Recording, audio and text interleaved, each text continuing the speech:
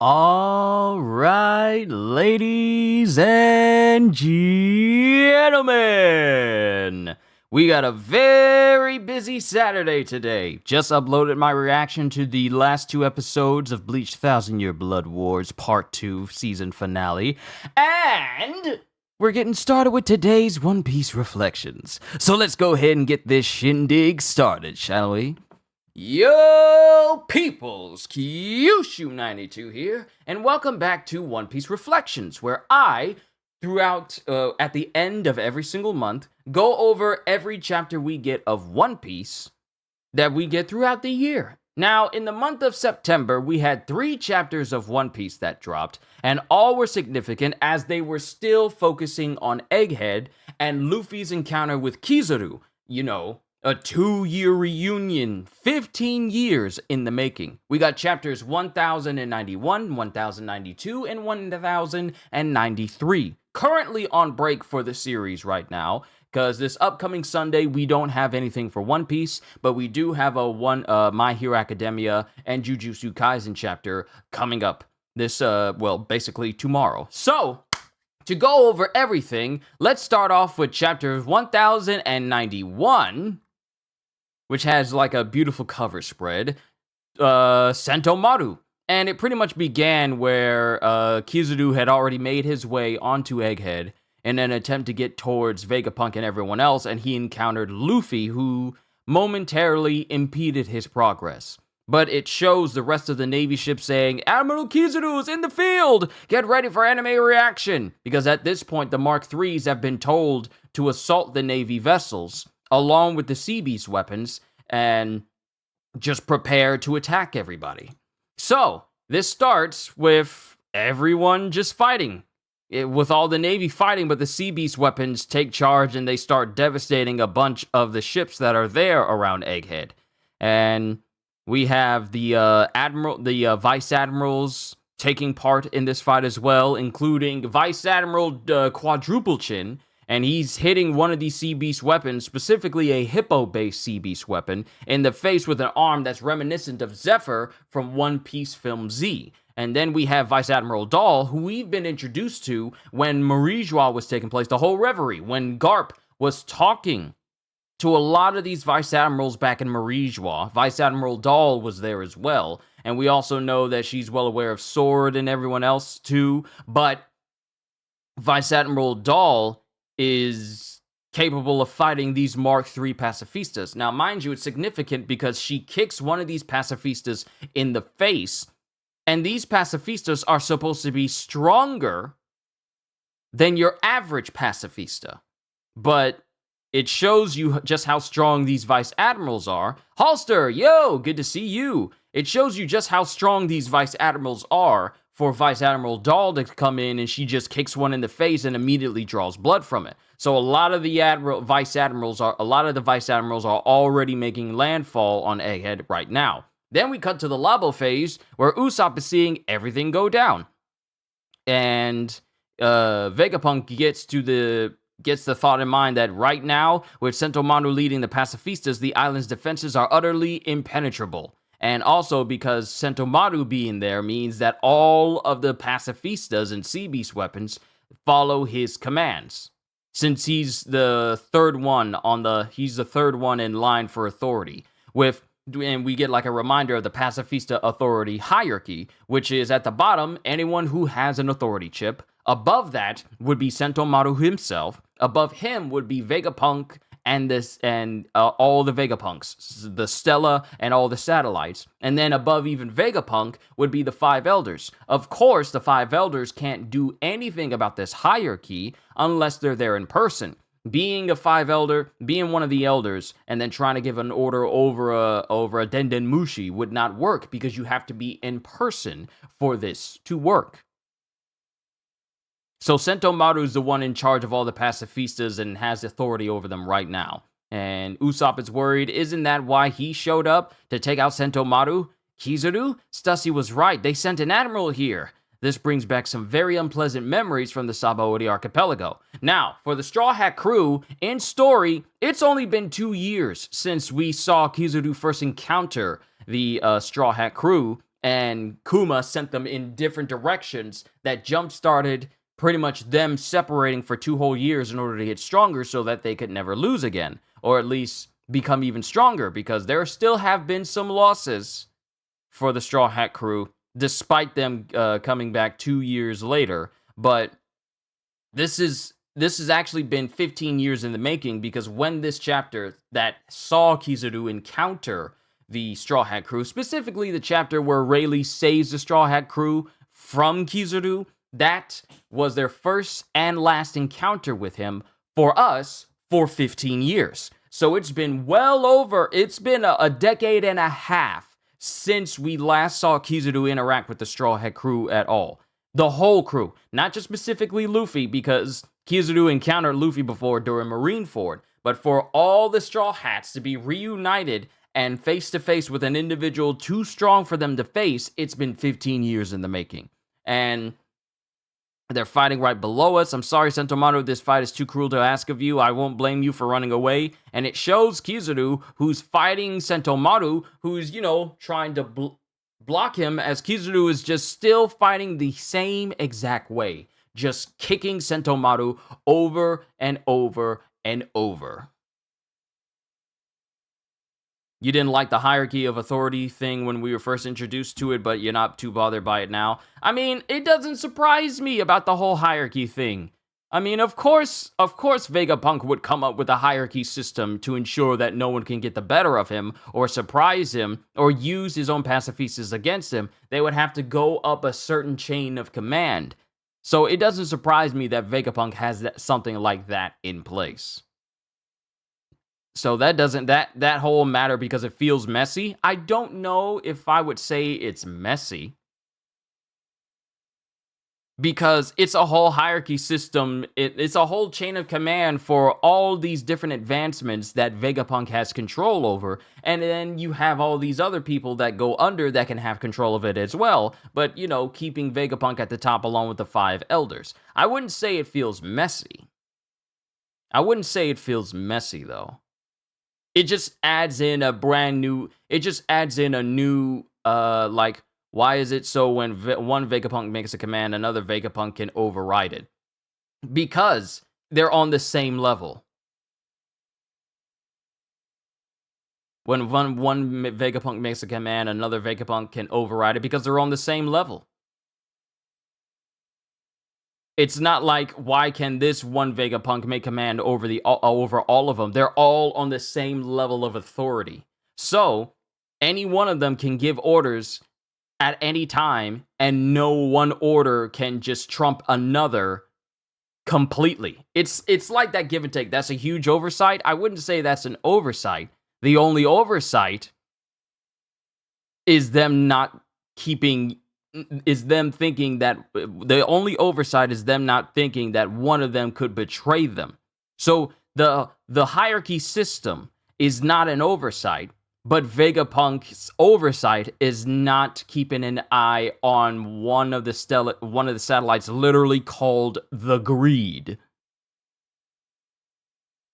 So the only oversight is York. Because as far as Vegapunk knows and knew after all these years, is that all of the satellites from him all thought the same way. Sure, they were based off his own personality, but I don't think he put into his mind what would happen if his greed had like a mind of its own and didn't really. Because when you think about it, because York is like the only one that is a part of the groups of the satellites that really doesn't do anything towards development. She's literally just his bodily functions satellites. But she's also smart. But that's an oversight for Vegapunk, making a smart section of himself. And she's able to be actually, when you put it that way, it makes sense. The oversight is York. Not necessarily the hierarchy system, but York in and of itself. All of these satellites are incredibly smart. Incredibly smart. But York is incredibly smart to the degree where she just wants it all for herself. Never mind, you actually take back what I said, you're right. See, this is the reason why I have these reflections, so we can flesh out everything that we know and put it on various degrees of understanding. So no matter where you are in the story, I can help you understand everything that's going on. That's why I love having these reflection streams. But with the hierarchy system, the only oversight is Vegapunk not thinking that creating bodily manifestations, bodily android bodies of his own own personality, and thinking that all of them felt the exact way he did when it came to, using their power for the betterment of themselves and the world. Making a greedy side of yourself? That should have been something you watched out for. World's smartest man should always be prepared for every contingency. Just saying. But that's Vegapunk's oversight. Vegapunk's naivete is the oversight? Of course it is. You can be the smartest man in the world, but you can still be stupid when you don't think of everything. Smartest man in all of One Piece. The only one capable of replicating ancient, centuries-old technology, yet not smart enough to see that if you create a satellite based off of your individual personality, such as your greed, your evil, your good, your thinking, your processing, all these different things, and you don't think that the one that is basically focused on greed, that one wouldn't think that, you know what? I don't mind being one of the Vegapunks, but maybe I want to be the only Vegapunk. That's definitely a smart oversight. You can be the smartest person in the world, but you can still be stupid. So that's just one matter. But moving on, Kizaru kicks away Sentomaru, saying, "Hurry up and surrender. You know you want to, Sentomaru. Yasakani's sacred jewel," and then proceeds to fire on Sentomaru, who then runs away, saying, "Sorry, old man, but I made a promise with Straw Hat Luffy." And Sentomaru grabs his axe and tries to launch at Kizaru, who says, "Since when did you side with pirates? I'll take the side of anyone who creates an escape route for the man who saved my life," which is Vegapunk. And Sentomaru tries to slice Kizaru, but Kizaru separates his body away from himself, being a Logia light man. He separates his upper torso from his legs, which allows him to avoid getting hit by Sentomaru. And then we get a flashback of Sentomaru, who, even as a young child, was beating up full-grown bears. And it shows Vegapunk, who's there with a very young Kizaru, who has like a coat on his shoulders at the time. So I want to say that he's either a captain. I don't think he's a vice admiral at this point, but I think he's like a captain at this point. And he's there with Vegapunk, whose head hasn't been sliced into because, his head is incredibly huge. But Sentomaru meets Vegapunk for the first time. "I hate the villagers. They're so weak. I ain't going back there." "And you got kicked out, huh?" "I'm so tough I don't even get hungry. But I still want a job. I want money." "Oh, and is there something you want to buy with that money?" "Onigiri!" And then Kizaru is just laughing in this flashback. And then we get back to the present where Kizaru says, "You were so adorable back then." "How would you like to be my bodyguard, boy?" "You're giving me a job? I'll take it." "Hey, old man, how am I supposed to protect Punk? Tell me." "Excuse me, you see this youthful skin?" And then Kizaru in the present says, "I taught you everything I could, young Sentomaru." And then Sentomaru tries to hit Kizaru with Sumo Strike. Now, the thing with Sentomaru is he's well aware. Sorry for the tangent, let's continue. Don't worry about it, you're fine. I think what Jinbei said in response to Vegapunk talking about his dream is coming to me in a whole new light now. I'm finally understanding Vegapunk's major flaw now. All the smarts in the world, but not enough to see every single option. To explore every single avenue. Now, to focus on Sentomaru for a minute, We're all very aware that Sentomaru is a strong individual. He's capable of using armament haki. Matter of fact, before haki and haki coding became a thing in the One Piece series, he's been able to use armament haki before, because he used it against Luffy, and Luffy at the time was very confused at how he was able to injure him. Before the concept of haki itself became more well-known in the series of One Piece, Sentomaru is very capable of using haki to combat Devil Fruit users and such. So, he tries to use Sumo Strike against Kizaru, but Kizaru is unfazed by this attack, saying, my defense is just as tough as yours. And he proceeds to blast Sentomaru. I thought he kicked him, but he just blasts him straight into the ground with a very big explosion. And then the smoke starts to clear, as it shows Kizaru is now in possession of Sentomaru's authority chip, which now gives Kizaru control over all the Sea Beast weapons and the Mark III pacifistas. Now that your control tower is unconscious, there's a change of plans. Help the naval battleships sink the Sea Beast weapons, and thus the Mark III start to destroy the Sea Beast weapons along with the Navy. So the Sea Beast weapons that are in the ocean right now are getting bombarded from both sides. And then we have Jay Garcia saying, it's a shame, but if we can only keep one, it should be the pacifistas. Give me a report of the damages from the last few minutes. Yes, sir! And then we get back to the dome, where Usopp notices that Sentomaru is just completely unconscious. Then we get back to Vegapunk, who's crying his eyes out because Sentomaru means a lot to the old dude. Hurry, take that shield system down. I know, we can't let Sentomaru's sacrifice go to waste. And then York goes, forget it, I'm Vegapunk too. And then Kizaru is just looking up to where Vegapunk is, with Vegapunk going, Kizaru is light itself, he'll pass right through the laser barrier. What? You mean he's coming in here? Yes. But he totally wiped the floor with us years back! Ah, the Straw Hat crew. We had some times together. And then Kizaru just turns into light and passes straight through the barrier. Well, actually, he just shoots up some light into the sky, and then he, transforms into that light and travels straight through the barrier. And then it shows the Vega Force 1 carrying the Thousand Sunny along with everyone on board. Frankie, Jewelry Bonnie, Luffy, who are just constantly eating, and Lilith. And then an alarm goes off. What's this about, Lilith? An emergency alarm? Why? No one should be able to get in.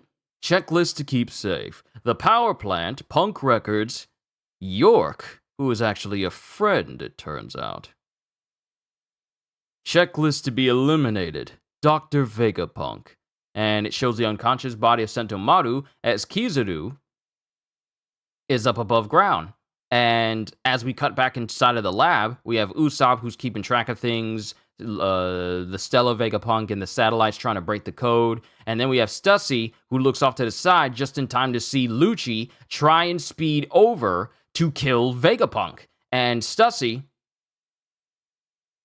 takes the hit. She just takes the hit and allows herself to be stabbed through the stomach, through the abdomen, with Lucci's finger pistol. And she's bleeding from the nose and she's bleeding from the mouth instantly, which shocks Vegapunk and everyone else in the room. And before Nami can do anything, Sanji takes the bubble gun, the same one that has been able to confine all the Seraphim Pacifista. He immediately takes it and engulfs Kaku inside of a bubble. He's all like, hey, what gives, a bubble gun? Because Sanji already had the idea in mind, okay, if Lucci's attacking, I need to take care of this other one. Because the unique properties, feels like there's an eyelash on my eye. The unique properties of the bubble gun is that it functions pretty much like Sea Prism Stone handcuffs. Sea Stone handcuffs. So, in this way, he's already confined Kaku and made him a non-threat. So he already knocked out Kaku instantly right there. He just took Kaku out of the equation right now. And looks like he left you behind. And it shows Lucci clashing with Zoro. So you got back up and thought you can make your move, huh? Between Kizaru and me, you're all dead. Then you don't know us very well, as Zoro takes his fight outside with Lucci. Then we get to Kizaru, who's standing there watching the Vega Force 1 just run into the distance, going, no wonder I didn't see their ship on shore. It was up here. And as they're running away, Kizaru notices something, and it's Luffy who's standing right in front of him, a fair distance away. And before Kizaru can do anything, Luffy is already on Kizaru, using his power and knowledge of haki to finally clash with the Admiral. Very bad manners. Kizaru, compared to 2 years ago, we're 100 times stronger now. And that is the end of chapter 1091. Can potentially use Ryuo. Well, Ryuo is essentially it's the name of armament haki by those who work in Wano. By those who live in Wano. The same way observation haki is called mantra by the people who live up in Skypiea. So Ryuo is no different than your regular run-of-the-mill armament haki, except for Ryuo. Ryuo is referring to the application of using armament haki and then infusing it into objects to harm it from the inside without even having to touch it. That's what they call, because armament haki infusion is a thing, but it's called Ryuo in Wano. And if Sentomaru can use advanced armament, and we know Kizaru taught him everything he knows, and that's another thing Kizaru hasn't shown yet. That's another Sabaody reference I love that I feel isn't referenced enough. I mean, we've seen this before. We've seen it not only at Sabaody, but we've also seen it at Marineford. This whole advanced armament where you can emit haki away from your body without even having to actually touch an object. We've seen this before. The 100 times thing, because that's what Shaki said to describe Rayleigh. Yeah, that's what Shaki said, is that, like, as you stand right now, Rayleigh is 100 times stronger than you. So now Luffy is saying he's 100 times stronger than they were back then. But I honestly still feel like Rayleigh could, still give Luffy a run for his money. Still. But it's a nice reference. The very thing that Shaki said that Rayleigh was 100 times stronger than them for is now the level that Luffy sees himself after 2 years of training. And given that it was Rayleigh who trained him, that's not a far-fetched number. Because he really is so many more times stronger than he's ever been. I mean, we're just coming out of an arc where he beat an individual who was said never to be beaten, with strength that no one could really match up against except for 5 people. Whitebeard, Rocks, Shanks, Odin, and Roger. Those 5 individuals. Did I say Roger at first? Whitebeard, Shanks, Rocks, Odin, Roger. Yeah, those 5 people. Those individuals are the ones that Kaido said were the ones capable of standing toe-to-toe with him. And now, Luffy can count himself as among those individuals who not only stood toe-to-toe with Kaido, but also beat him. So, I mean, this is going to be an interesting fight. But overall, my whole opinion was like, oh, we're about to get a rematch that was 15 years in the making, with Kizaru going up against the Straw Hat crew again. And now Luffy is going to be going... Because here's the thing. When Luffy goes up against an opponent within an arc, especially when it's an opponent he's focused on, it is always the strongest opponent in the arc. It is always the strongest opponent in the arc. Always. The last strongest opponent he went up against was Kaido. Someone the world government feared angering, but found it necessary in order to keep the Nika fruit from awakening. And they failed in doing so. But now Luffy is on a level where he's capable of not only clashing with evenly, but surpassing even the strength of Kaido himself. And now we get a rematch with Kizaru. So my thing is, how is this going to go between these 2 incredibly strong individuals? Because have we ever seen an admiral be defeated? Not stopped. I mean, just flat out beaten. We have yet to see Fujitora be beaten. We've yet to see Kuzan be beaten. And we only got it by word of mouth. We only got his own one and only defeat we've known so far as a word of mouth, which is his fight between Akainu for the position of Fleet Admiral during that 2-year gap. So I'm only counting the times that we've seen an admiral be defeated. And Akainu, I mean, it's Akainu.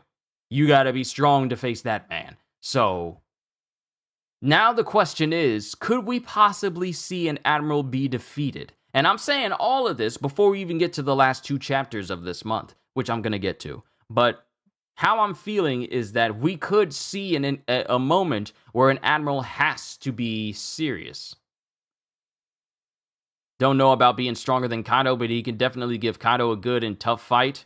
Who do you mean? Luffy? Luffy not being stronger than Kaido?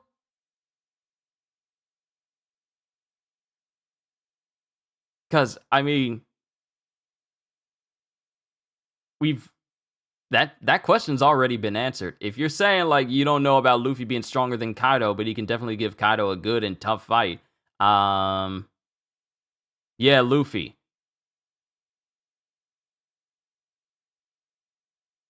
But he beat him, though. It wasn't a matter of Kaido being tired. They both went all out. Kaido went all out. Luffy went all out. It's Luffy.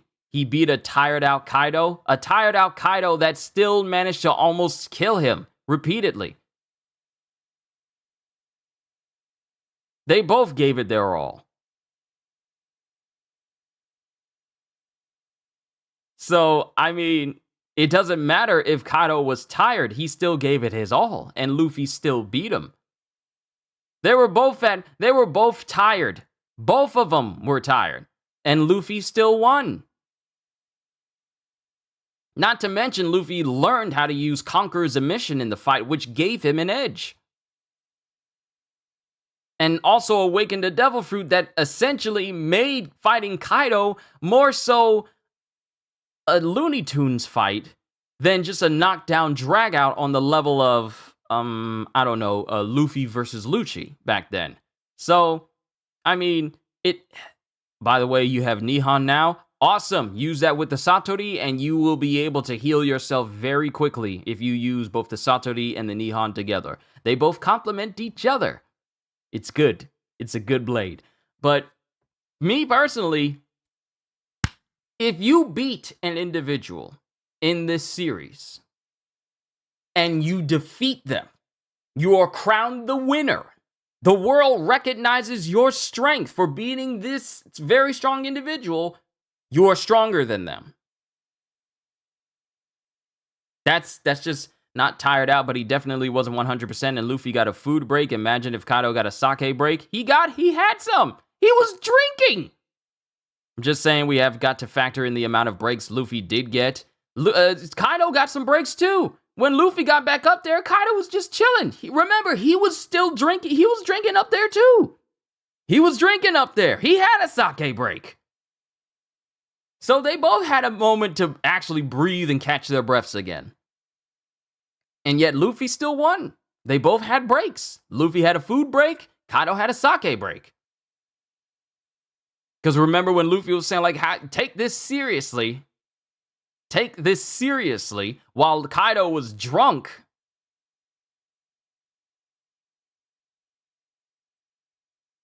And that's when we saw, like, the different forms of Kaido, which was, oh yeah, I know what I'm talking about, Halster.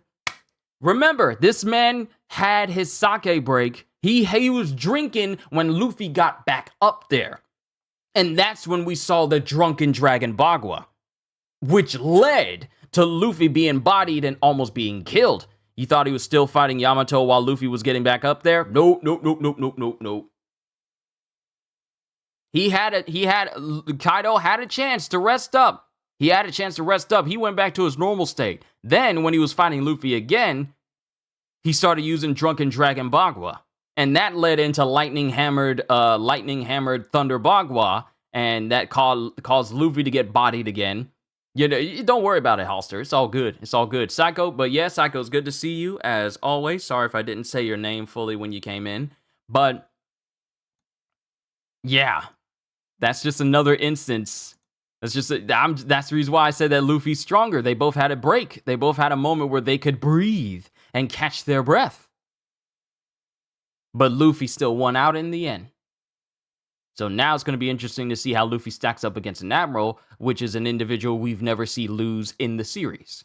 So, yeah, that ought to be interesting. But moving on to chapter 1092, we get Kuma, the Tyrant's Holy Land Rampage.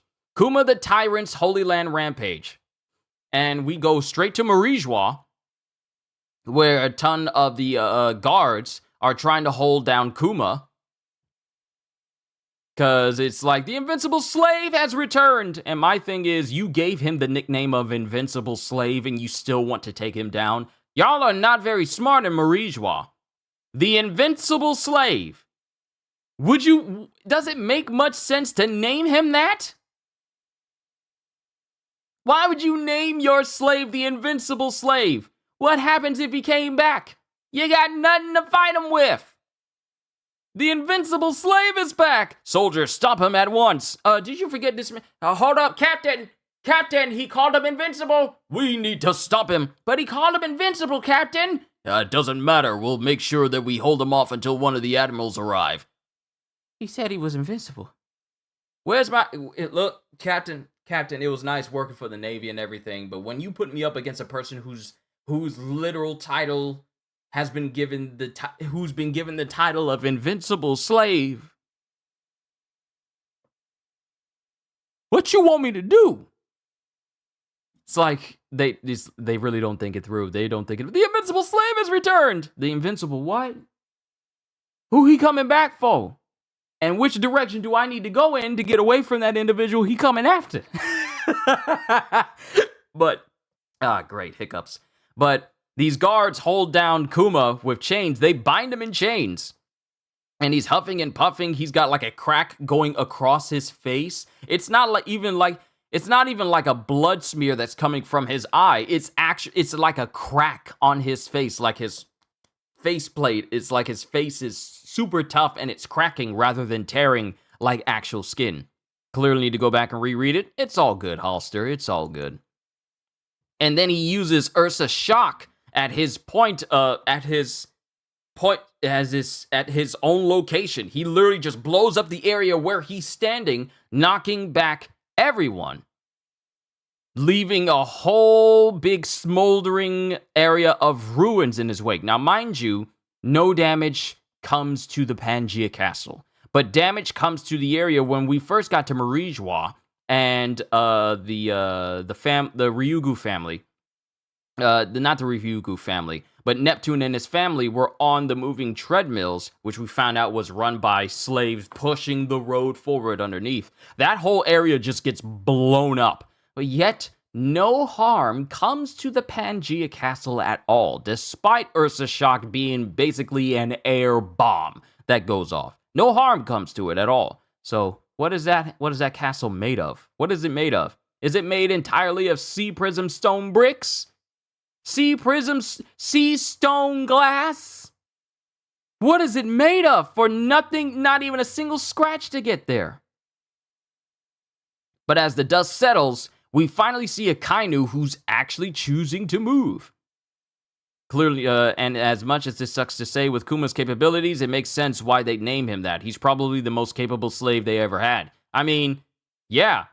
When you think about it, here's the thing. We haven't gone into full detail on why Vegapunk wanted to study his body specifically, because he did say that Kuma's bodies, his whole biology was special. It was unique. So we don't know what that means. Because we don't know what who Kuma was growing up. We know he was a former slave because, I mean, from the flashback that Bonnie had of going into her dad's memories and seeing her dad as a slave as a child, wanting to get dragged back to Marijois, but he didn't want to, despite him being, pretty much the size of a full-grown man even as a child. So Kuma was a big boy when he was young. But Vegapunk wanted to study the biology and, his unique body structure even back then, before Vegapunk started to turn him into a pacifista. So we don't know just how durable and how capable Kuma is down to its finite degree, because we still don't know anything about Kuma's history before any of this stuff went down. We don't know who Kuma was growing up. We don't know how he got his hands on the pawpaw fruit. But with his incredible resilience, on top of the pacifista modifications made to him over several years, who knows how long it took for him to be like fully cyborged out. But on top of all that, he's an incredibly tough individual. And mix that with a devil fruit that's capable of repelling in and everything away from him, even if it's almost intangible, such as fire and such. Even stuff like pain and apparently memories. It's no wonder that he has this title of Invincible Slave. Because they can't kill him. That's just how tough he is to the people on Marijois. Now, however, you were more so referring to his devil fruit and resilience and modifications, but yeah, his lineage and race too. Yeah, those things come into that, factor into it, but we just don't know the specifics of it. But we see that even Kuma's durability has limits, because we finally see a Kainu who's doing something practical. He's finally doing something proactive.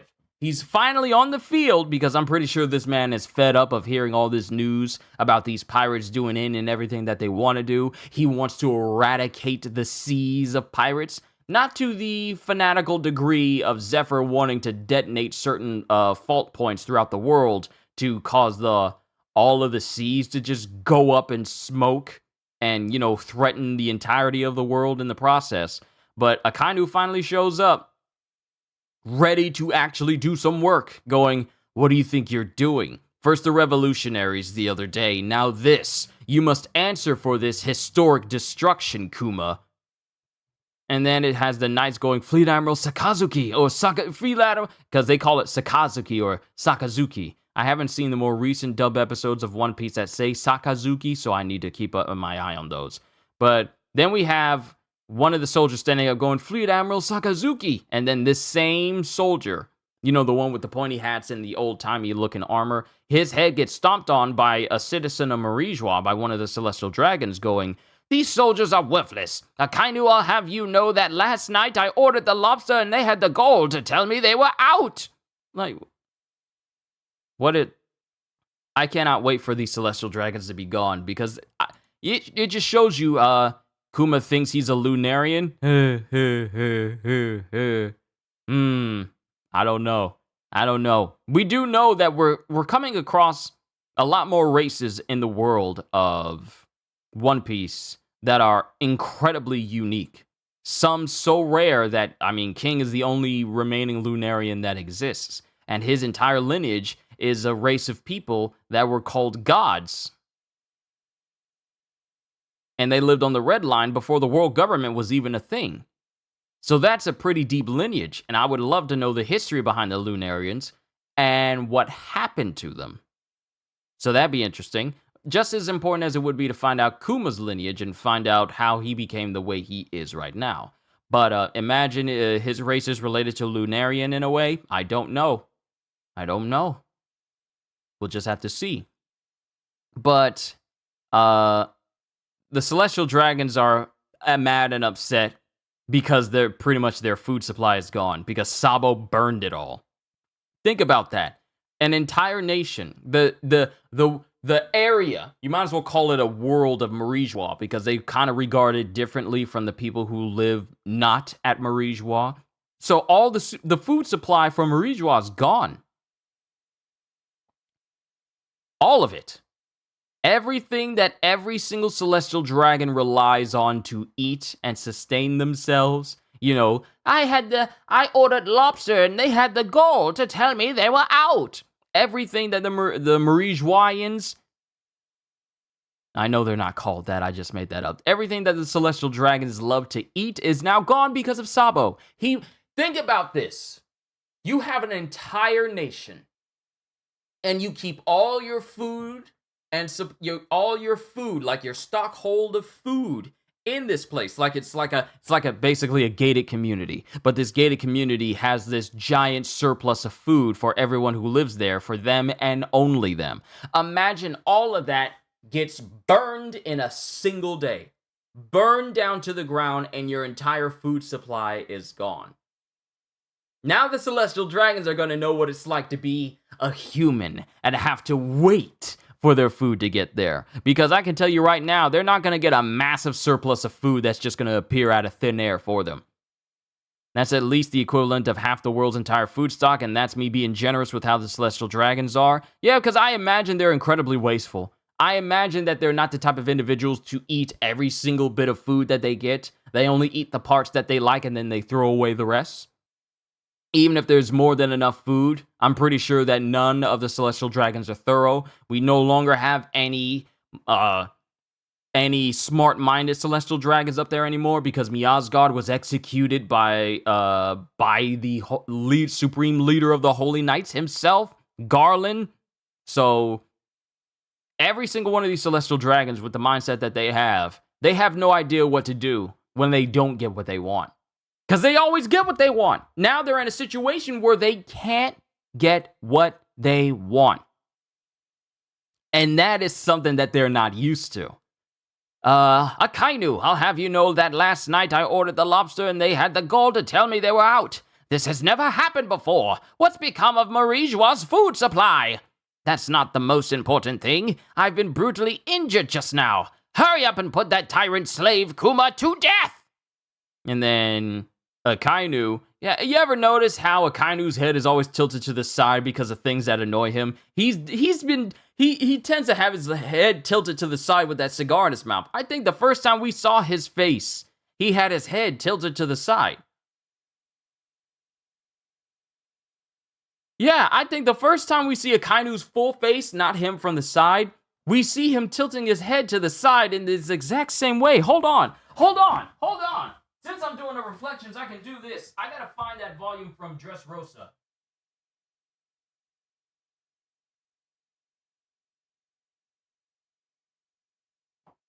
I gotta find that one volume from Dressrosa.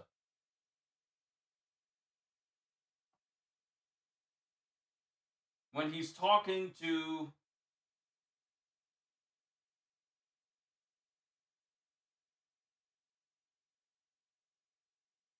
When Akainu's talking to the Gorosei,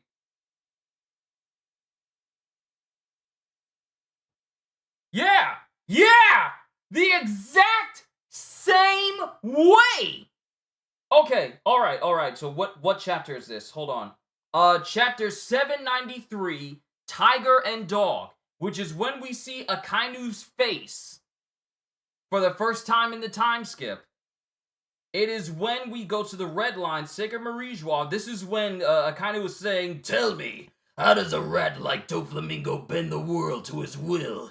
If this kind of nonsense keeps happening on my watch, I'll be a laughing stock of a fleet admiral." And in this picture, he has the exact same tilted head pose as he does right here in chapter 1092. I knew I seen that pose before, because he always does that one pose.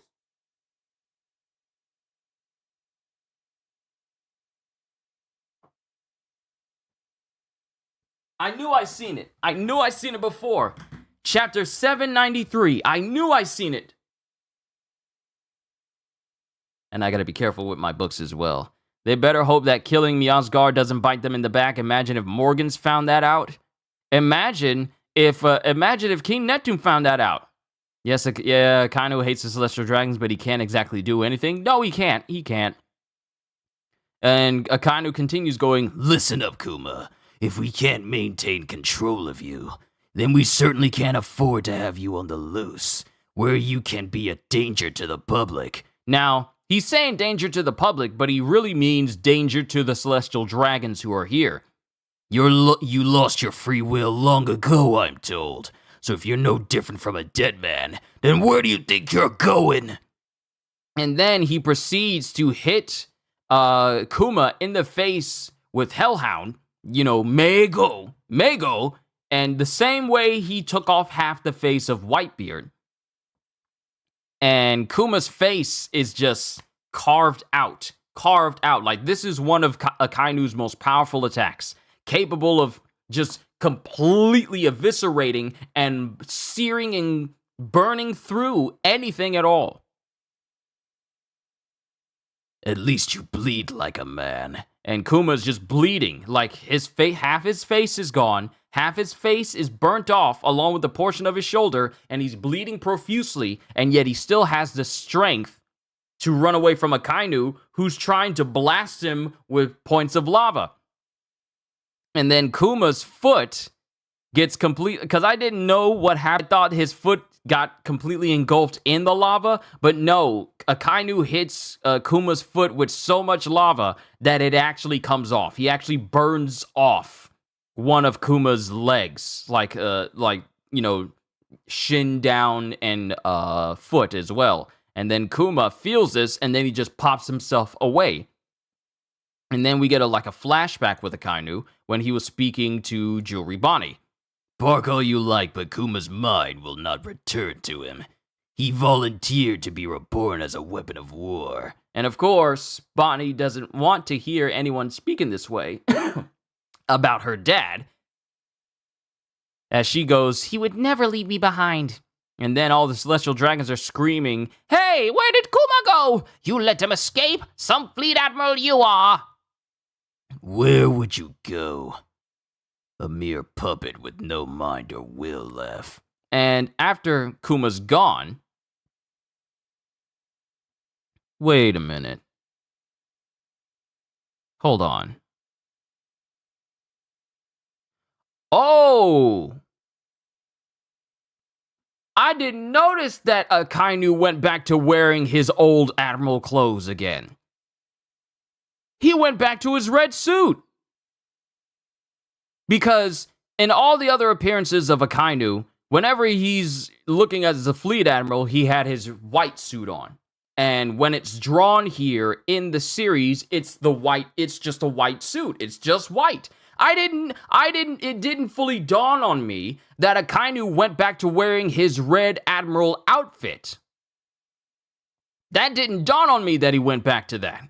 Because I'm looking at it the way he launched at Kuma. His leg is colored black, which is what Oda does when a person has color on their clothes or their clothes are black itself. And he's standing there in front of Kuma as lava drips from his hand. He's in red as well. I didn't notice that he went back to wearing his admiral clothes again. I didn't notice that.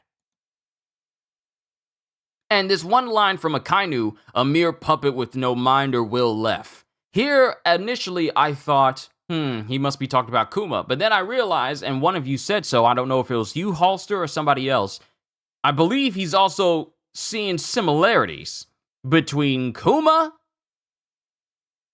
and himself. Because what is Akainu to those in the Gorosei and the Celestial Dragons except a puppet with no mind or will left? Sure, Akainu can voice his opinion, but the Celestial Dragons don't care, and neither do the Gorosei. And he has to do what the Gorosei say. So I'm guessing he can see a little bit of his current situation in line with how Kuma is right now. He's basically just a puppet on the strings of the Gorosei and the Celestial Dragons because he has to do whatever they say. And he can't do anything about it. So I feel like him musing over this thought is like, maybe Kuma and I are not so different. But we get back to Egghead. All the Sea Beast weapons have pretty much are being destroyed left and right. And we get some Navy soldiers who are landed in the Fabrio phase as they're working to secure the entire ground. Admiral Kizaru has already breached the Labo phase atop the clouds. And we have Luffy, who has gone Snake Man in order to combat the speed of Kizaru. And mind you, Kizaru is pretty much repelling everything that Snake Man is doing. Now, what makes this so significant is the fact that Kizaru is a Logia. We already know this. This isn't anything new. Luffy, using his Snake Man form, it's already him using Haki. It's already him using Haki, so he's capable of hitting Kizaru.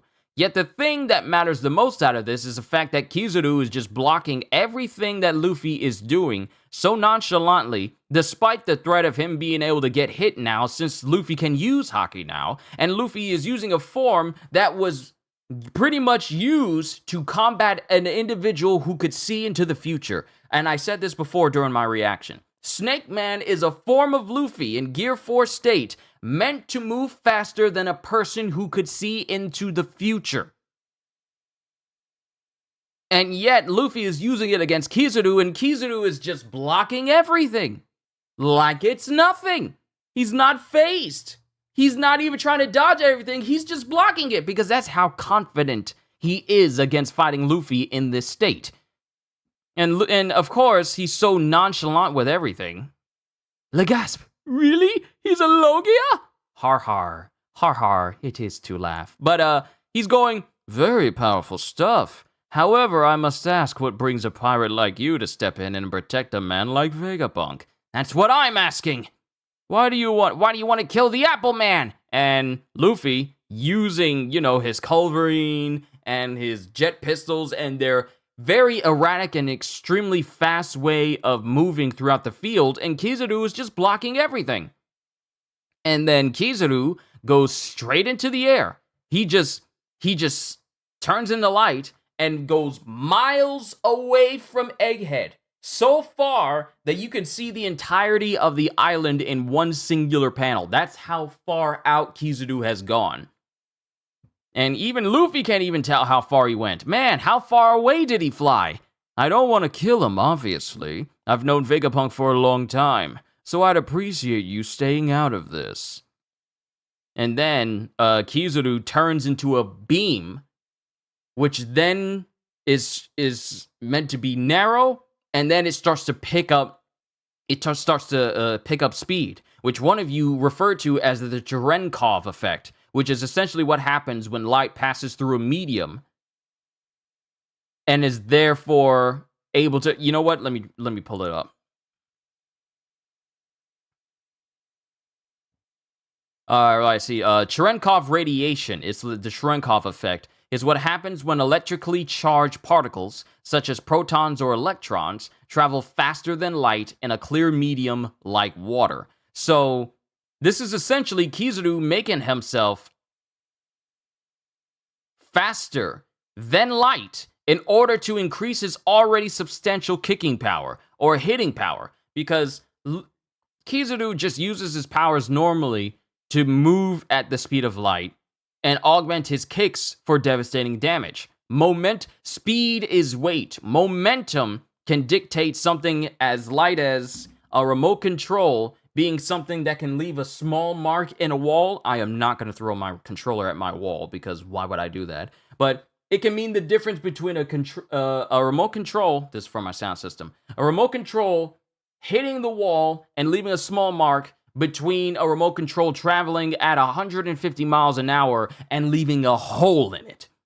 So, when it comes to Kizaru, the faster he goes, the more devastating the power. So, with Kizaru turning into light miles out, he uses his ever-increasing speed, when he says acceleration is power, to accelerate to such a degree that Luffy doesn't have a moment to respond before Kizaru kicks him with such force that he goes sailing with blinding speed through the air and completely destroys the Vega Force 1 with one solid hit. You realize how fast you gotta go to turn a human body into a railgun projectile? How hard you gotta kick somebody where their body cuts and destroys a big, gigantic iron giant robot? Using the body of another person as the destroying object? That's speed! That's power! And we don't even know the exact speed in which Kizaru can move himself. We know he can move at the speed of light, but just the speed. Actually, you know what? What is light speed? The speed of light is exactly equal to 299,792,458 meters per second. Light speed is also 186,000 miles a second. Or 300,000 kilometers per second. That is the speed of light. So imagine something moving at that speed hitting you on purpose. That's ridiculous speed. Anything that moves over 3 digits in speed, it's going to kill the average person. Anything, if it's over 3 digits, it is guaranteed to kill the average person. But when you are moving 6 digits in speed, only in a manga and anime can a person survive that. Only. Because if you got hit with that, you probably wouldn't even get sent flying. That part of you that gets hit is just gone. And then you die when you realize that part is missing. That is how fast he's moving. But Kizaru kicks Luffy straight through the Vega Force 1 and sends him flying with like a contrail behind him. That's how fast he's going. Sends him flying into the opposite side of the the Frontier Dome, where he gets caught in an explosion. And then we have both Bonnie and Frankie, along with the Sunny, falling over because the Vega Force 1 has pretty much been completely destroyed. And when that happens, Lilith tells everyone to get away because the Vega Force 1 completely explodes. The Vega Force 1 is gone. So when that happens, Kizaru is there in front of everyone going, "Look how big you are now, Bonnie. Kids these days grow so fast. Didn't you hate Dr. Vegapunk for what he did?" And then Bonnie says, "The situation's changed. My wrath has a new target." And she tries to use her aging powers on Kizaru, who just shifts out of the way and then just kicks her in the back of the head. And mind you, Kizaru does not have any any preference against hitting women. He kicks her in the back of the head and sends her flying face first into the Frontier Dome as well, much to Frankie's shock. And then Frankie tries to hit Kizaru with a radical beam, but Kizaru is already gone as he's standing in the middle of in the middle of the lab with everyone, right as Vegapunk and the other 2 satellites crack the code, much to York's irritation. And as Kizaru is standing there, he goes, "Please understand, this is very difficult for me too. I'd rather not draw it out." Then there's an explosion heard in the background, and someone laughing like, "Ah, that hurt!" And we see Luffy come back and just surprise everyone in his Gear 5 state. Because mind you, no one saw Luffy use his Gum Giant against Kaido. They saw Luffy's big and large face go through the roof, and it surprised everyone, but no one knew that Luffy was capable of turning himself into a giant. Now, in this state, Luffy's in Gear 5, and he grabs onto Kizaru, because the one unique thing about Luffy going into his awakening, you don't see him... Actually, you know what? I'm wrong. I was about to say, you don't see him using Armament Haki, but he clearly used it.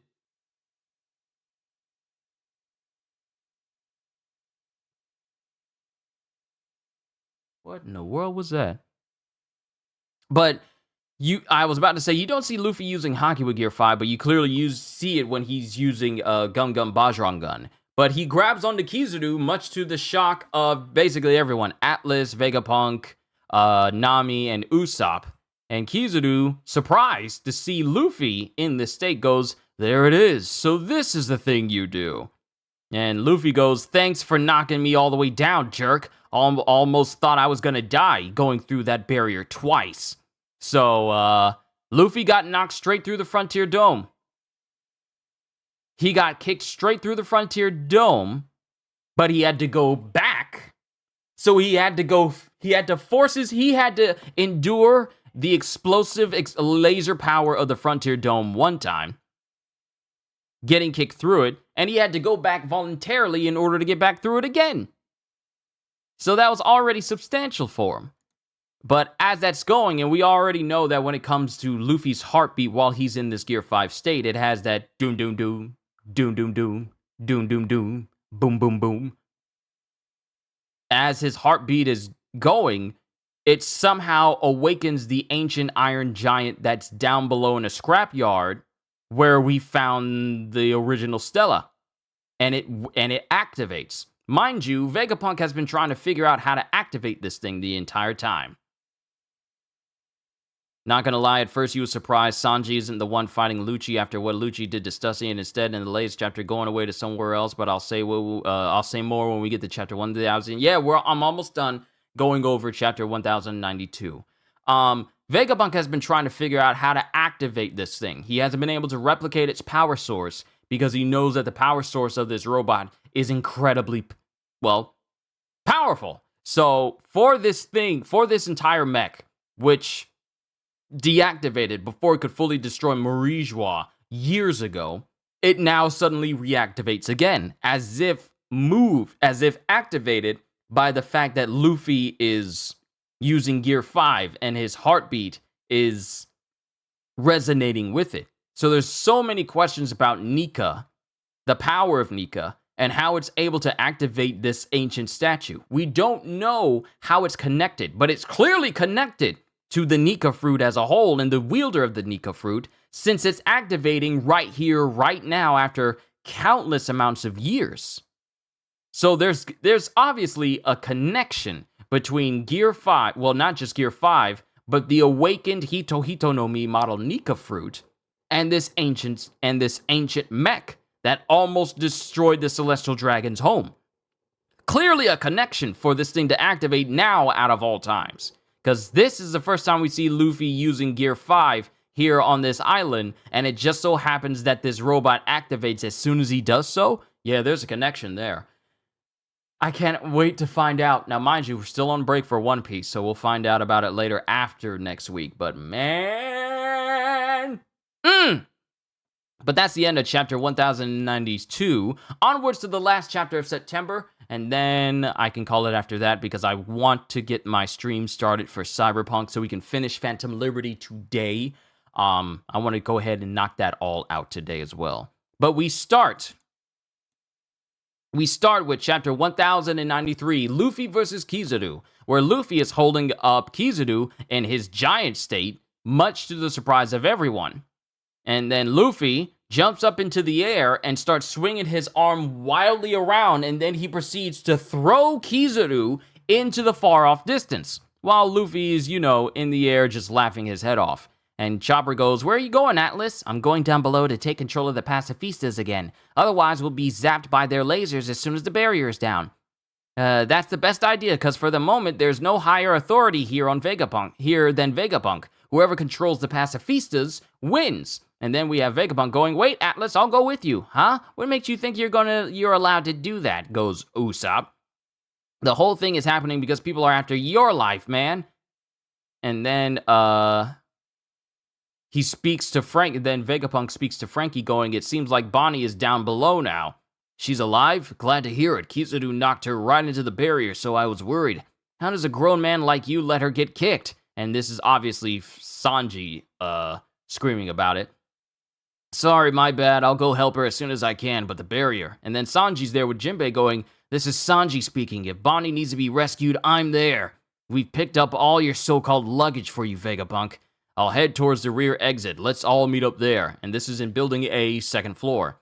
Then we get below in the Fabrio phase, where people are going, where the soldiers are going, "Stay away from the center of town. We believe that the pirate jewelry Bonnie is there." And Bonnie has used her powers to just... Wait a minute. Hold up. Wait a minute. Hold up. I think I've seen this somewhere as well. Hold on.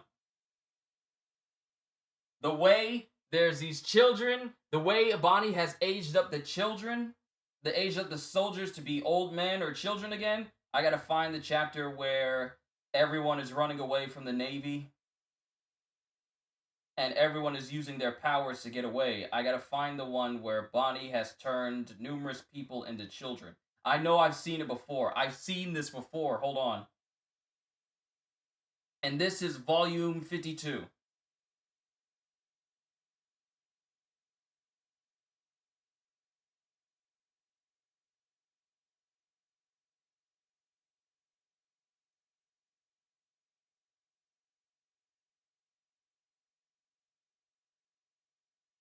All right, that's Capone.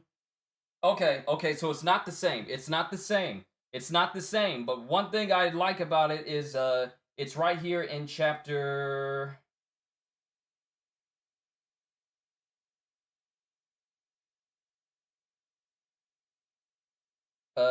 chapter Chapter 507, Kizaru arrives. It's when Kizaru pretty much blew up a mangrove tree, Yarukimen mangrove, and Apu's looking at him, and we have soldiers going, requesting reinforcements at the port. What's wrong? I don't know, but all the Navy men turned into children or old people. And in this panel, just like it is right here in chapter 1093, the perspective is always there's small children out in front, but the old people are in the back with a mixture of children amongst them. It's the same exact way. It's the same exact way. Children out in front, they're really small, and the children are desperately holding on to guns, while all the people who have been turned old are holding on to their guns like makeshift walking canes. It's exactly like this one panel. I'm not going to show it because copyright and I don't want to get in trouble. But if you go look at volume 52, chapter 507, this panel is essentially stylized that way, just that way. And she did it again. She turned all these Navy soldiers into kids and old people again, just like she did 2 years prior. And she's huffing and puffing, and she's looking over at Sentomaru, because we find out that Sentomaru, who was not fully unconscious, managed to get up and catch Bonnie before she hit the ground, before he then promptly passed out again. She did this in her introduction of her abilities in Sabaody. And now I'm not surprised why he's fighting Lucci. You think this gives us a major indicator of how her powers work? Would have been here earlier, Holster, but I was baking a cake and didn't want to risk burning it. Oh, Ozzy, you go ahead and bake. You go ahead and bake that cake. What you thinking? I'm curious. See, that's what I think it was like going back to those panels from before, Holster. But Sentomaru wakes up just in time to catch Bonnie before he promptly passes out again. And then we get back to the Labo phase, where Luffy's still in his Gear 5 state, while Zoro is clashing against Lucci, who is now in his awakened state. Lucci is clashing against Zoro in his awakened state. Now, mind you, Zoro is using all three of his swords, but he doesn't have a bandana on. So obviously, he's not taking the fight as serious, or Lucci's definitely not a serious opponent. And both of them are huffing and puffing because this is a serious fight. Lucci is in his awakened state, and he is yet to inflict any serious harm on Zoro at all. And Zoro goes, if this is the best you can do, I wouldn't expect to get a shot at fighting our captain. And then Lucci goes, we'll see, but the number 2 of an emperor of the sea is more than worth killing on his own. And as this happens, we cut back to Kizaru, who is still flying through the air far away from Egghead. And he notices he's coming up closer to the water. And he's all like, seems to be falling towards the ocean. And then, before he even hits the ocean, he essentially turns himself, he basically becomes light as light itself. He essentially eliminates all of his own weight, skims over the surface of the ocean, and while he's still going, uses Yasakani's sacred jewel and shoots a massive torrent of light bullets over towards Egghead, and he himself becomes those bullets that fire off in that direction. And then, when they get close to Luffy, who sees it, Kizaru displays a new type of ability he has for himself, which essentially makes it so that every individual light bullet he shoots off is capable of turning into its own individual Kizaru clone. I didn't know he could do this. None of us did. And it's scary. But then he uses Amano Murakumo's sword, which pretty much allows all of his clones to use his same moves and attack his opponents. Yet we still don't know the name of Bonnie's devil fruit powers. We don't. So nonchalantly, like clone jutsu, Kishimoto would be proud. Exactly. So all these bullets, every single time we see Kizaru use Yasakane no Magatama, he's been capable of making all of those individual bullets he shoots off be clones that can attack on his behalf. Now, the thing we find out is that he can use Amaro Murakumo's sword with all of them. It's essentially like Madara saying, like, well, I created several shadow clones for myself, 5 for each Kage. Now the question is, do you want them all to use Susanoo or not? It's essentially like that. But the thing we find out about the light clones of Kizaru is that they lack his utmost power. They're strength in numbers, but they're all weaker than him. So their overall attacking power isn't that major.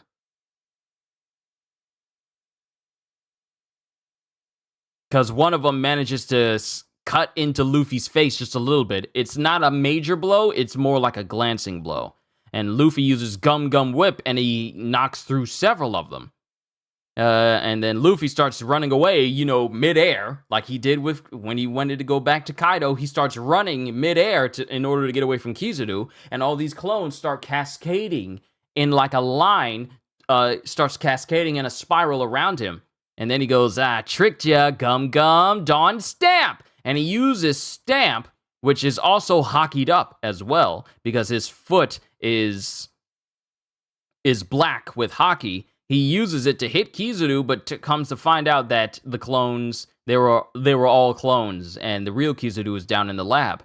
And while we're down in the lab, Kizaru has Usopp by the throat, while Brook is brandishing his cane sword, and Nami is wielding her climb attack in order to attack him, and Luffy's just surprised to see that Kizaru's already down in there. Then we see Atlas, along with Sanji and the Stella, as they break out of the lab in order to get down to the Fabrio phase to get to where Bonnie is. As Vegapunk goes, "Hang on, Bonnie, I'm coming to save you. I won't leave that poor little child behind to die." And then Luffy goes, "Appleman, don't go into the open, he'll kill you." And then Kizaru is preparing to shoot Vegapunk from where he's standing. "And where do you think you're going, Vegapunk?" He fires it, but Luffy jumps up in front and he eats the bullet. And it's incredibly hot, and it's incredibly bright, as Luffy's eyes light up and his mouth lights up as he just screams out in pain because it's just so bright, and there's like a big blinding light. I mean, just even Luffy just eating it, there's still just this blinding light that emits from Luffy because he ate it. Also, Luffy in this state, apparently his shirt has been completely destroyed because he's completely shirtless in this Gear 5 state, so that's a first. Yeah, he's completely shirtless in this, so he's gonna need a brand new shirt when all is said and done. But Frankie is there along with Sanji as they're making their way down to the Fabrio phase. Then we get to the coast of Egghead, with Alert going, "Alert, Alert! Dr. Vegapunk has descended from the Labo phase. Partially deactivating Frontier Dome, reactivating soon." And Vegapunk launches out of the Labo phase. "Attention all pacifistas, Vegapunk has new orders. Wipe out all Navy soldiers." And the Mark IIIs get this order, and it looks like they're going to go back to bombarding the Navy soldiers again. "Wipe out all Navy soldiers on this island." And the last image we get is Jay Garcia Saturn just sitting. So yeah. That's the end of all the chapters that we got in September. Still able to scratch Luffy, though, at least a tiny bit while he's in Gear 5, which is still impressive for weaker clones. Yes, because when we saw Luffy many times get hit by Kaido with numerous attacks, and Luffy has been able to shrug it all off. Even getting hit in the back of the head with Hasaikai, which is Kaido's Kanabo, and all it did was just misshape his face and curve it in the shape of the club itself. But for Luffy to get I thought he just took his suit off. I mean, he got hit by Kizaru. It didn't show him taking it off. Because I'm looking at Luffy here.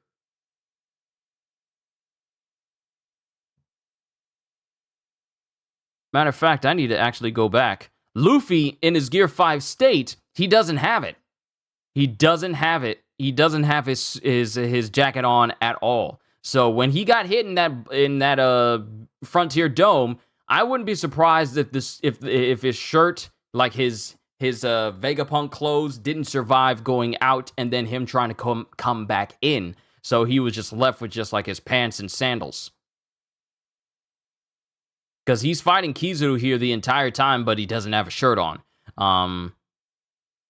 But that's the last we see of it. Now, to go back to what you're saying, thought he was shirtless in Snake Man 2? Hold on. Let me go back. Let me go back to page... Chapter 1092.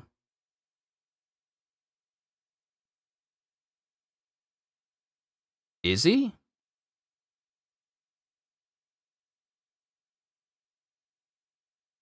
Huh. I guess he is. Yeah, he is. I guess he took the jacket off so he can have the full range of movement. Yeah, I think you're right. Yeah, I think he took the jacket off. Yeah, he took the jacket off in order so he can have like the full range of movement. Yeah, he most definitely took the jacket off so he can fully move. Because the only difference between this state of Snake Man then versus the one with Katakuri is that Luffy still had like he had an open jacket, like an open suit coat, like an open dress shirt, and it was opened up and he could just use it freely if he wanted to. That's the difference between him and him wearing a full-on overcoat. So he more than likely took that off. Let's see, I thought he should still off, and I think this is setting up Sanji versus Saturn after Saturn reveals himself and takes back control of the Pacifista. We'll have to see. We don't know what Saturn is capable of. What'll happen once he actually decides to make landfall himself, if he does. We don't know. We don't know. It's like with the Beast Pirates disguises. I also love how Kizaru is still not taking this seriously yet. It's making me even more excited when he gets serious. Yeah, that's the thing that scares me about Kizaru, is the fact that everything that has happened to him, he has taken it in stride. This man got launched outside of an island, and he's getting closer and closer to the ocean, and he's all like, that looks like the ocean. And then he just casually makes himself light enough where he just glides above it. And then without even batting an eye, he just goes, Yasakani's sacred jewel. And then he just shoots himself back over as if what was done to him was not even an inconvenience. Actually, it was an inconvenience. That's all it was. It wasn't a threat to his life. It was just an inconvenience. Because he immediately makes his way back there and showcases a brand new facet of his own ability. He's so otherworldly calm with how he's doing everything. Still think back to the foreshadowing at Dressrosa. Is this the world-changing event where the Grand Fleet actually shows up or not? I mean, I don't know. Is this an event that requires the Grand Fleet? One could say yes, due to the massive amounts of warships that are there, preparing to 100 times Buster Call all of Egghead. Well, after they get their hands on the Punk Records, York, and the Mother Flame factory itself. So is this an event that would require the use of the Grand Fleet? It makes one wonder. But going through every single one of these chapters, it's like we already know our next destination. That's not a mystery. Our next place we're going to is Elbaf. But the big thing that stands in the way of this is an actual admiral this time. You're not running from the admiral. The admiral's not just like, you're not running from the admiral. Someone's not intervening in order to get you out of the way from an admiral before you die. A lot of things have happened that have allowed the Straw Hats to survive an encounter with an admiral. Their first encounter with Aokiji, it was like, okay, I'm just gonna let y'all guys go because I don't feel like it today. Their second encounter was Kizaru, who was interrupted by Kuma, who sent them all in opposite directions because Kuma wanted all of the Straw Hats to survive. Then you have Fujitora, who was more preoccupied with the protection of the citizens, and even though he was ousted by Akainu back then during Dressrosa, he wanted to take out Luffy. But at the same time, Fujitora likes Luffy, so it was like, you know what? I'ma let you go. Because I like you. Seriously. And Ryokugyu was inhibited. Ryokugyu was inhibited by Shanks himself before he could do anything after, Ryokugyu was threatening to take down all of the remaining Akazaya 9 and Momonosuke. So every single instance where an admiral could have gone out of their way to take out Luffy or make their way towards the Straw Hats and completely body them or fight them completely has been interrupted up until right now. So, two things have to happen. One, they gotta get away. And two, we need to see a conclusion to this fight between Kizaru and Luffy. This cannot be another situation where Luffy runs away again. It simply can't, because that's why they tried to run in the first place. Even Luffy knew back then that they were simply too weak to fight him. But now they're not in a position where they can just run away from Kizaru anymore. Luffy literally said this when he wanted to fight Fujitora before they all escaped Dressrosa. At some point, I'm going to have to fight them all. I can't call myself the king of the pirates if I'm just running from everybody. I have to defeat them all. So now we're at a point where the only way forward is that Luffy has to beat every single person he comes up against who tries to stop him. Especially if it's part of the Navy. So, two things have to happen. Kizaru either gets serious and we see a serious fight between him and Luffy, and they all escape. But knowing Oda, which is very little, like I do, there could be like a massive shakeup that just happens all of a sudden. And we still gotta wait because we're on break, but there could be a massive shakeup that just shocks everybody. We could see Kizaru actually get serious and him just using the fullest extent of his power. We could see Jay Garcia show up and just shake the very foundation of everything that's happening right now down to its very core. Or they manage to get away from everybody. But I don't see that happening so smoothly, because there's still so many variables of things that could happen right now. And let's not forget, we still have the Blackbeard pirates who are on the outskirts of Egghead right now. Still haven't even gotten to the Blackbeard ship heading to Egghead. I literally just said it. As soon as I was in the middle of saying that, I saw your message pop up. But there's so many variables that are still left to consider and think over before we even get to the part where we escape Egghead and make our way to Elbaf. There's still so many variables to go over right now. So it's still, we're not done with Egghead yet. We're not. Because not only do we have Luffy fighting,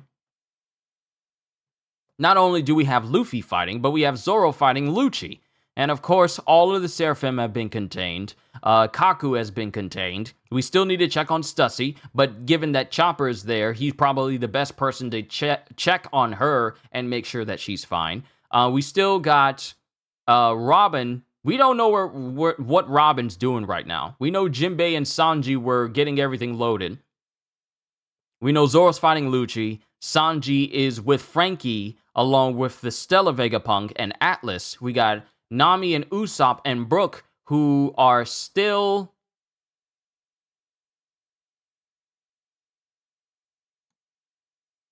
Nami, Usopp, and Brook, who are still there in the main office. So Robin is still currently unaccounted for, because we really haven't seen her in these past 2 chapters. We haven't seen Robin at all, so we don't know what she's doing. So there's a whole bunch going on right now. Some things happening in the background that we don't know about. And who's to say that just because was Robin injured or no? She got bandaged up and looked after by Chopper. But that was before these chapters. The other chapters that happened was basically, actually, you know what? Hold on, let me go back and see if Robin is in chapter 1091.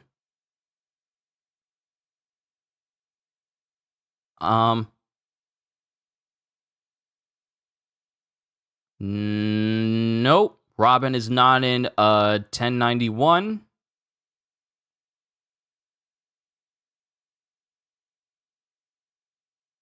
Nope. Robin's not in this chapter. She's not in chapter 1091.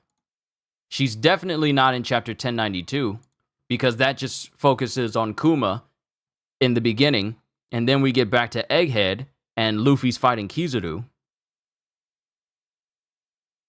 Then we get back to the main lab where Usopp and Nami are standing over a chained up York, but we still don't see Robin anywhere. Kizaru is in the midst of everybody. Robin's still nowhere to be seen. And she's definitely not in the latest chapter, so Robin's whereabouts are still currently unaccounted for. Again, last time we saw Robin, she was getting looked after by Chopper. Like, she wasn't as injured as Kaku, but now you mention that, I wonder what she's doing. I'm guessing Robin was a person who took down York and got injured in the process. Maybe it was her, but we're wondering what she's doing. We're wondering what she's doing right now. It's a very good question because we haven't seen her. We haven't seen her recently.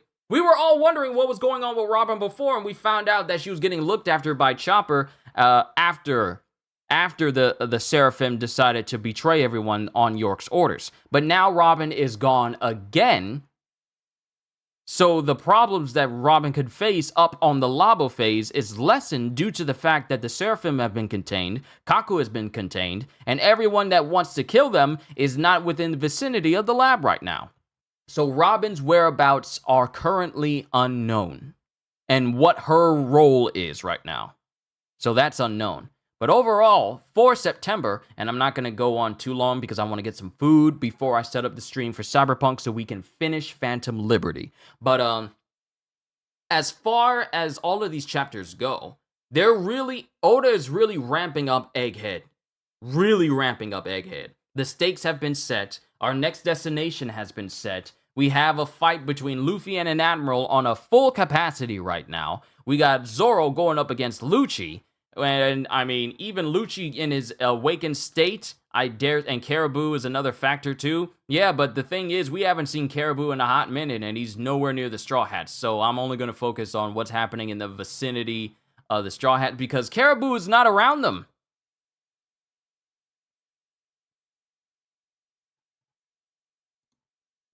Last time we saw Caribou,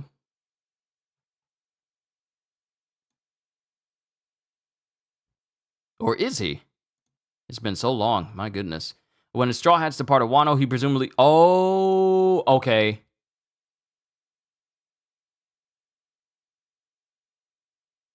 Oh, I forgot. Never mind. I'm correcting myself. I forgot that Caribou was with them. I forgot.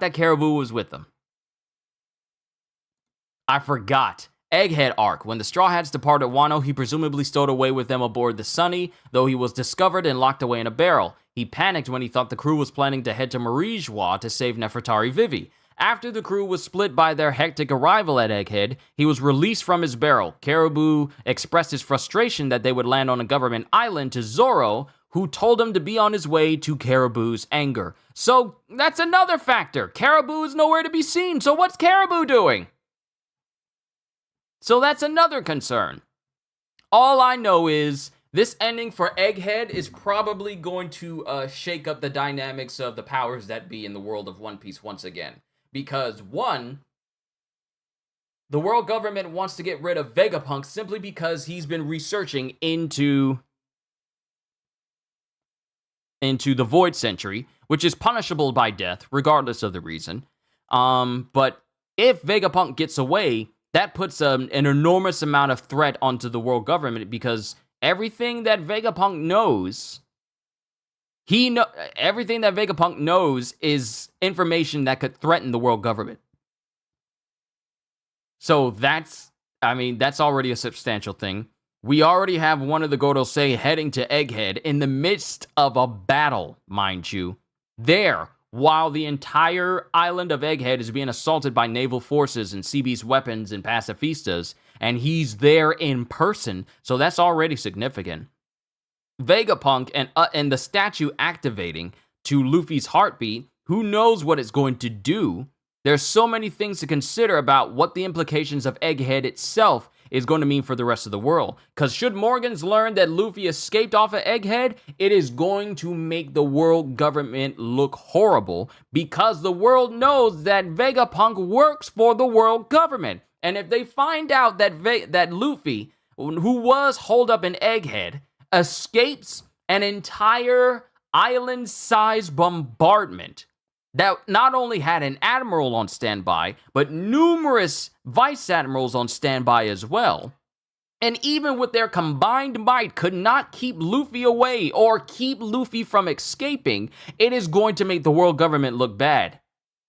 Because that means to the world at large, wow, the world government could not keep this Yonko from doing whatever he wanted to do, and he still managed to escape. That amount of popularity in the eyes of the people could have the potential of going down, because it makes it seem like the world government isn't even capable of stopping even one pirate. Especially with an admiral and multiple vice admirals on the scene, it's going to make the world government look bad. If this information of Luffy, should they escape, it's going to make the world government look incompetent. If Morgans gets wind of this, because Morgans, he don't care. What sells papers, what sells papers is what's on his mind. And if it can make the world think of things such as like, oh, Straw Hat Luffy escaped the world government? Wow, putting the word of Luffy in the mouth of the masses, where they think that they can't even stop him, it's going to make the world government and the Navy look bad. Because then it's going to put in the ideas is that they can't even do their job. So whatever happens at the end of Egghead, once the public knows, because the public is going to know, the public is going to find out. If Morgan's already put information out there saying like Luffy held Vegapunk hostage, and it's weaving this story that some people who know Luffy don't believe. Imagine the story that's going to happen when everything that's on Egghead is over. Imagine what type of headlines it's going to read out. On top of, like, the last one we got was Luffy is held up in Egghead, and he's holding Vegapunk hostage. Also, Garp the hero is unaccounted for as he made an assault on the pirate island full of lead. Imagine what the headlines is going to be when everything that's happening on Egghead now is over and done with. Should be interesting. And then Caribou has info on all three for his contact, whoever it is he's referring to. See, my thing is, it's still worrisome that they were all in the same room when they were telling them they're heading, where they're going next, which is Elbaf. That's already concerning because now the world government can have in their minds, they're heading to Elbaf. We need to find a way to either intercept them or try and go there and get them and take them out because they simply know too much, especially considering that Vegapunk is with them. And since Vegapunk will be with them because I know it, they're going to get away. They're going to get away. I know they are. This also puts a massive target on the backs of the Straw Hats because the way Jay Garcia Saturn said, hey, do we have the coordinates of the people who escaped? Sink them. Kill them all. Because we wouldn't want to risk them knowing too much, right? Well, now, the amount of time that Vegapunk will be with the Straw Hats on their way to Elbaf could be reason enough for the world government and the Gordo State to be all like, we need to kill the Straw Hats. Because what are the chances that Vegapunk told them information about the Void Century? They simply know too much, so they all must die. So I feel after the events of Egghead, an even bigger target would be on the back of the Straw Hats simply because of them just being in proximity to Vegapunk. Vegapunk already knows too much, so the Straw Hats are guilty by association and must be put to death as well. Especially Nico Robin, because she's a survivor of the Ohara incident. So now all of the Straw Hats are going to have a target on their back simply because of what they presumably know. So it should be interesting. Should be interesting to see how this entire arc concludes. I wonder, this is the last day of September. We are moving into the final 3 months of 2023. I'm just grateful that I've been able to do what I do full time after all this time. To see another year go by, hopefully see another year go by for One Piece. And we still got 3 months. That means 3 more months of info for anything One Piece related. So however Oda chooses to end this year, it should be interesting. I have no idea what the month of October is going to offer us in terms of One Piece info, intrigue, and story. All I know is that we're getting closer and closer to the end of Egghead, because Egghead is not supposed to be like a super long arc. We've been here for a minute, but not as long as Wano or not as long as Dressrosa. We've been here for a while. I want to say we haven't even been here as long as Whole Cake Island yet. So I mean, we're kind of getting there to a degree, but not to that extent. So it's going to be interesting to see what Oda gives to us in October. Should be interesting. But let me not keep you here any longer than I already have. I got some things to take care of. Then the Cyberpunk stream to get ready, so that way we can finish Phantom Liberty. And then prepare for Spider-Man month on Monday. So I got a lot of things to prepare for all of you, and I want to make sure I got enough time to do it. But overall, I did quite enjoy the chapters that we got. Many hype moments that got me out of my chair. Y'all know it's serious when I get up out of my seat. But One Piece is still number one to me. Sure, that one swordsman, I think it's been nearly 40 chapters. I dare say it's been nearly 40 chapters as well.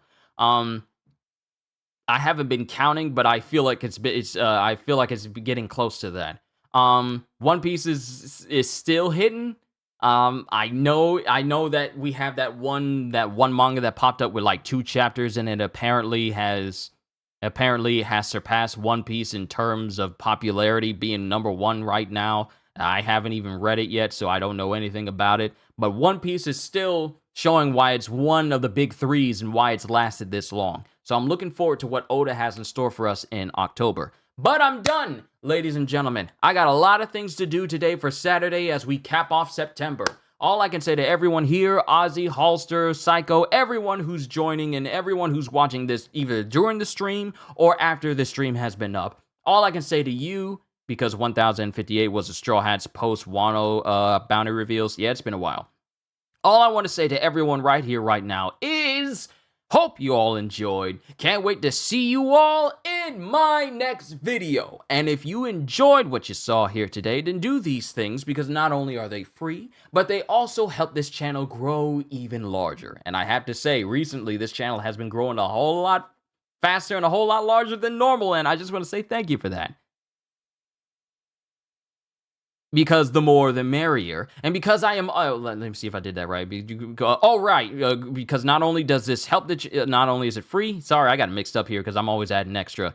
Because not only is what you do here now free, but also it helps this channel grow even larger. Like, subscribe, and share this stream with everyone you know, because the more the merrier. And because I am always looking forward to entertaining you. So have a fantastic day, and once again, as always, later, peoples!